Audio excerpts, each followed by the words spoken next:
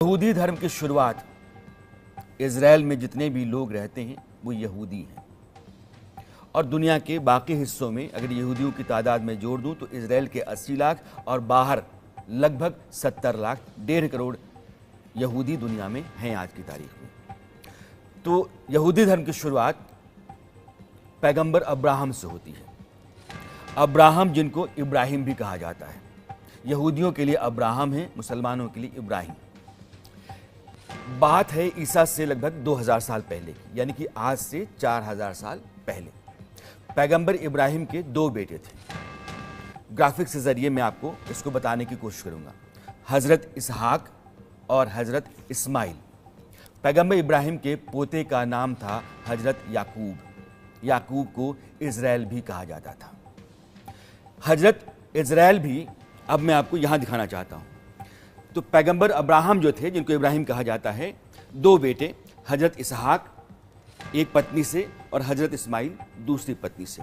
हजरत इसहाक के बेटे थे याकूब। याकूब को इज़राइल भी कहा जाता रहा। इन्हीं के नाम पर इज़राइल रखा गया। याकूब वैसे थे जिन्होंने यहूदियों को 12 जो जातियां थी यहूदियों की, उनको एकजुट किया और फिर उसको एक देश बनाया जिसको इज़राइल कहा गया। बीच में उसका वजूद खत्म हो गया। ग्राफिक्स पर आप नजर रखिएगा। मगर 1948 में जब संयुक्त राष्ट्र ने यह तय किया कि फिलिस्तीन के हिस्से में एक इलाका यहूदियों को दिया जाएगा, वह नक्शा भी मैं आपको इस शो में दिखाऊंगा कि कौन सा इलाका यहूदियों को देना तय हुआ था, फिर कैसे युद्ध होते रहे और इज़राइल का दायरा लगातार बढ़ता चला गया और फिलिस्तीन सुकुड़ करके 2 इलाकों में आ गया है, वेस्ट बैंक और गाजा पट्टी। उसके बारे में बात करेंगे। लेकिन जब संयुक्त राष्ट्र ने कहा कि देश बनाया जाए तो इज़राइल ही नाम रखा यहूदियों ने उसका। हजरत याकूब के बेटे का नाम था यहूदा या जुदा। जब आप अरब में जाते हैं तो य और ज का अंतर चलता रहता है, तो यहूदा को जुदा भी कहते हैं। उसी हजरत यहूदा के नाम पर जो उनके वंशज थे वो यहूदी कहलाए। मामला मुझे लगता है कि आपको साफ हो गया कि हजरत इब्राहिम से हजरत इब्राहिम के बेटे, बेटे के बाद पोते याकूब और याकूब के बाद उनके बेटे, जिनके नाम पर यहूदियों का नाम आया, यह जाति आई। अब इसको समझाना मैं चाहता हूं कि क्या है। यहूदी, ईसाई और इस्लाम उसी जमीन पर हैं। वो इज़राइल या फिलिस्तीन का जो हिस्सा है यरूशलेम, वहां से लेकर के मक्का तक, तो मक्का मदीना से लेकर के यरूशलेम का जो पूरा बेल्ट है, वहाँ 3 तरह के धर्म पैदा हुए। इससे भी ज़्यादा, अगर सुमेरियन धर्म को मान लूँ, मेसोपोटामियन धर्म को मान लूँ, तो उससे भी ज़्यादा। लेकिन इन तीनों धर्मों में समानता है क्योंकि एक ही ज़मीन से पैदा हुए धर्म हैं। जैसे हिंदुस्तान में सनातन हिंदू धर्म है, इससे सिख धर्म, बौद्ध धर्म, जैन धर्म, तो कई मत और परंपराएं आपको एक सी मिलेंगी। वैसे ही इस इलाके में ये 3 जो धर्म आए, यहूदी ये अपने ईश्वर को कहते हैं याहवे, कहीं कहीं जाहवे, य और ज का अंतर रहता है। ईसाई गॉड कहते हैं और इस्लाम में अल्लाह माना जाता है, ईश्वर को अल्लाह माना जाता है। और इन तीनों में अल्लाह की तस्वीर नहीं मानी जाती है। अल्लाह जो है वो ऊपर है, उसकी कोई तस्वीर नहीं हो सकती, बुत नहीं हो सकती, उसकी पूजा नहीं होती है।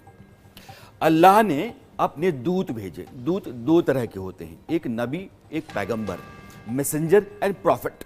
उसका अंतर मैं आपको बाद में समझाऊंगा। तो पैगंबर जो हैं यहूदी धर्म में, जो पहले पैगंबर जिन्होंने यहूदी धर्म का प्रवर्तन किया, यहूदी धर्म इस धरती पर लेकर के आए, मूसा और ईसा मसीह, जो ईसाई धर्म में मैसेंजर, गॉड के पुत्र, और इस्लाम में मोहम्मद साहब जिनको जिब्राइल के जरिए खुदा ने संदेश दिया और वो कुरान बना।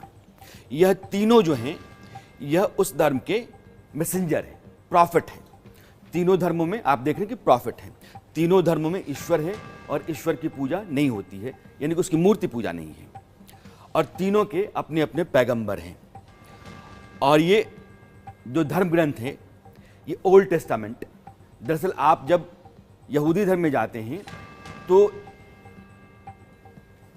ओल्ड टेस्टामेंट यहूदियों का धर्म ग्रंथ है और ओल्ड टेस्टामेंट को लेकर के कुछ और हिस्से जोड़े गए जिसको बाइबल कहा गया। तो बाइबल में जो ओल्ड टेस्टामेंट का हिस्सा है उसको ओल्ड टेस्टामेंट ही कहते हैं।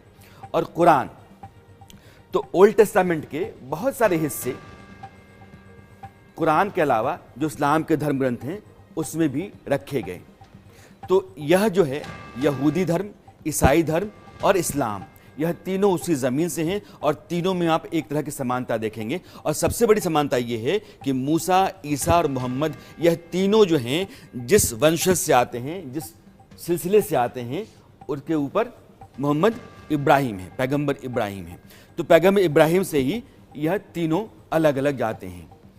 अब एक बार फिर से मूसा जिन्होंने यहूदी धर्म की नींव रखी, मैं आपको एक बार रैप कर देता हूँ। मूसा का जिक्र मैंने अभी आपसे किया।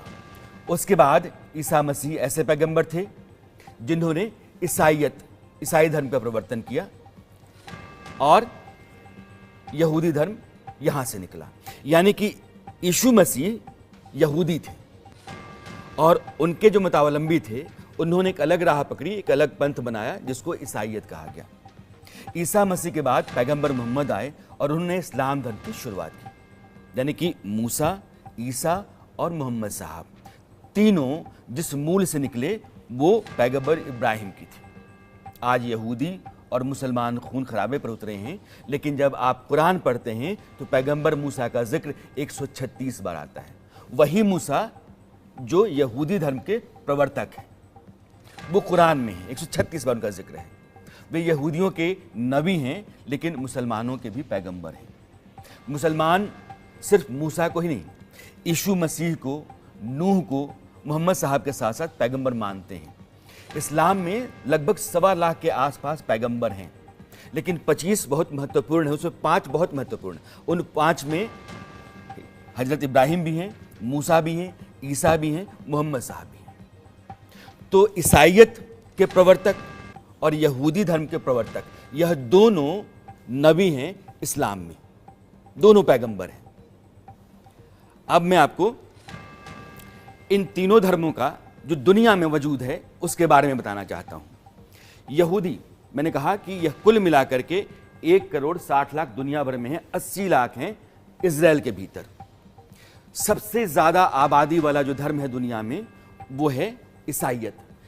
238 करोड़, संयुक्त राष्ट्र ने जो ताजा आंकड़ा जारी किया जनगणना का, उसके आधार पर 238 करोड़ दुनिया में ईसाई हैं, 800 करोड़ की आबादी में, और 191 करोड़ मुसलमान हैं।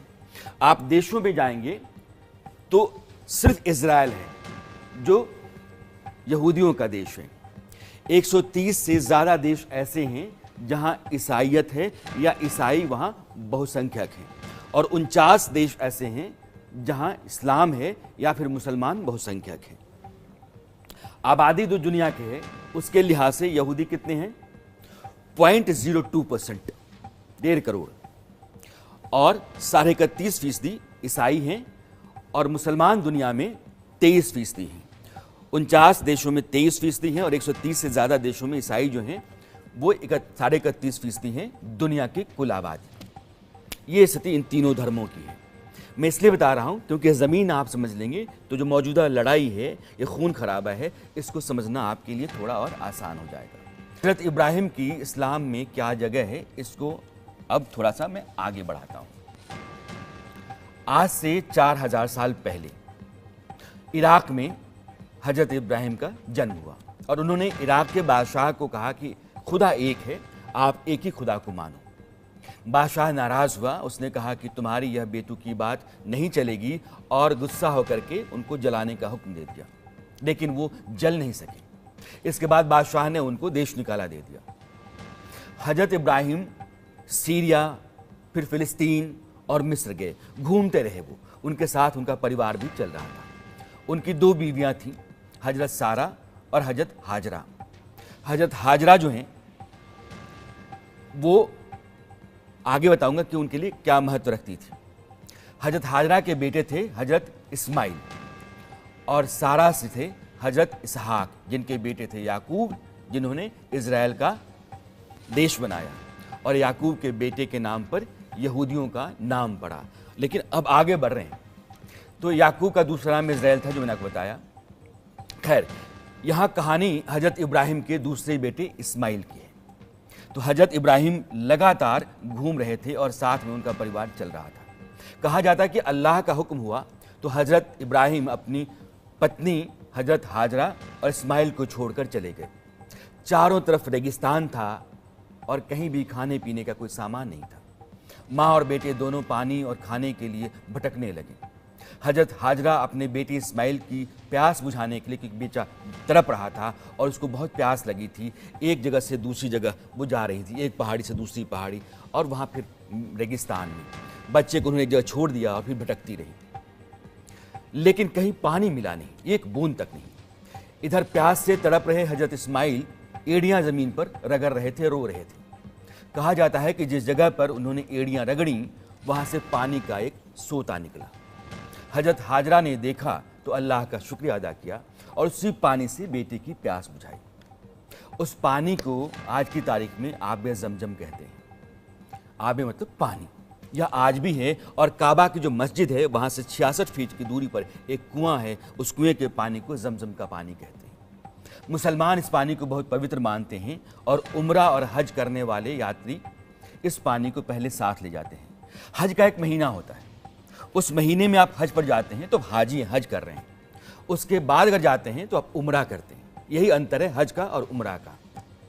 तो यात्री पहले इस पानी को अपने साथ ले आते थे और अपने नातेदार रिश्तेदारों को पिलाते थे जमजम के आब को, लेकिन बाद में सऊदी अरब सरकार ने इस पर पाबंदी लगा दी। ये एक कहानी है। हजरत इब्राहिम से जुड़ी एक और कहानी है। इन कहानियों से ही इस्लाम, यहूदियत और ईसाइयत, इन तीनों को आप समझेंगे। तो हजरत इब्राहिम को अल्लाह ने आदेश दिया कि तुम इस जगह पर, यह बात मक्का की है, एक घर बनाओ। उन्होंने बेटे इस्माइल के साथ मिलकर के एक घर बनाया जो आगे चलकर खाना काबा कहलाया। अल्लाह के हुक्म से हजरत इब्राहिम ने ऐलान किया कि यह अल्लाह का घर है, इसे देखने आओ। दुनिया भर से मुसलमान इस घर को देखने के लिए पहुंचते हैं, जिसे आप हज कहते हैं। हज पर जाने वाला अपने आप को हाजी कहता है। काबा में एक ब्लैक पत्थर है, काले रंग का पत्थर है, पूर्वी कोने पर लगा हुआ। उसको अरबी भाषा में अल हजर अल अस्वद कहते हैं। मक्का पहुंचने वाले जो मुसलमान होते हैं वो उस पत्थर को छूते हैं और दुआएं करते हैं। उनमें इस पवित्र पत्थर को छूने और चूमने की एक परंपरा है। इसी जगह यानी कि मक्का से मोहम्मद साहब फिलिस्तीन या आज की तारीख में इजराइल के कब्जे में जो शहर है यरूशलेम, वहाँ गए थे। अब देखिए, इस्लाम की नींव रखने वाले मोहम्मद साहब मक्का में काबा, और मोहम्मद साहब उस काबे से गए यरूशलेम। कहा जाता है कि खुदा उनको सवारी भेज करके यरूशलेम बुलवाया। इस सफ़र को अल इसरा वल मिराज की रात कहते हैं। यह एक आध्यात्मिक सफ़र माना जाता है। आज की तारीख में मक्का से यरूशलेम आप कुछ घंटों में पहुंच सकते हैं, लेकिन उस ज़माने में 7वीं सदी में ऊँट से सफ़र तय करने में कई दिन लग जाते थे और मोहम्मद साहब एक रात में वहाँ पहुँच गए थे। इसलिए कहा जाता है कि यह मोहम्मद साहब की एक आध्यात्मिक यात्रा थी मक्का से यरूशलेम की। यरूशलेम पहुँच करके मोहम्मद साहब ने एक जगह थी जहाँ नमाज पढ़ी। जहाँ उन्होंने नमाज पढ़ी उसको आज की तारीख में अल अक्सा मस्जिद कहते हैं, यरूशलेम के भीतर। इस पर भी मैं आऊँगा। कहते हैं यहीं से वे जन्नत गए और खुदा ने उनको दुनिया का सच बताया। इसलिए यरूशलेम को मुसलमानों के लिए बहुत अहम माना जाता है। मक्का और मदीना के बाद तीसरा सबसे पवित्र जगह अगर दुनिया में कोई है मुसलमानों के लिए तो अल अक्सा मस्जिद है। यह 35 एकड़ का एक कैंपस है जिसके भीतर गोल गुंबद की एक मस्जिद है जिसका नाम अल अक्सा है। इसको अल हरम अल शरीफ भी कहते हैं, यहूदी से टेम्पल टाउन कहते हैं। अब वही कैंपस है, अल अक्सा मस्जिद और टेम्पल टाउन, उसी कैंपस में यहूदियों के लिए डोम ऑफ द रॉक और मुसलमानों के लिए अल अक्सा मस्जिद, दोनों पवित्र स्थलों में से है और उसी कैंपस में है। वो इजराइल के कब्जे में है, चूंकि गाजा पूरा का पूरा यरूशलेम इजराइल के पास है। जब बंटवारा हुआ उस समय पश्चिमी जो यरूशलेम था उस पर कब्जा कर लिया इजराइल ने। 1967 का जब अरब देशों के साथ युद्ध हुआ तो उसने जॉर्डन से पूर्वी यरूशलेम भी छीन लिया। जैसे सीरिया से उसने गोलन हाइट्स ले लिया, मिस्र से गाजा पट्टी ले लिया, या सोलोमन आइलैंड ले लिया। तो वो इजराइल ने ले लिया और आज की तारीख में इजराइल का उस पर कब्जा है। मोहम्मद साहब से जुड़े होने के कारण डोम ऑफ द रॉक भी मुसलमानों के लिए पावन या पवित्र स्थल है।